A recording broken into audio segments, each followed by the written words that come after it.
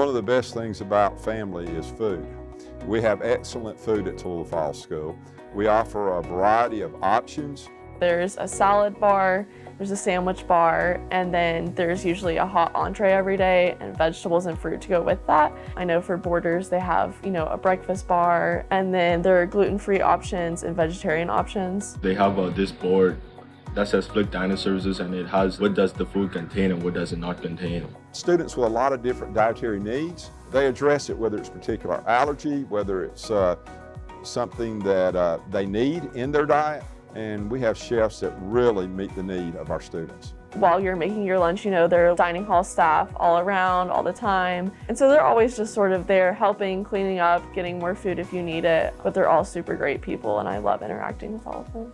We have an international week where we let the students share their home. They bring a piece of family through their food. They share it with us. We try to cook some family recipes.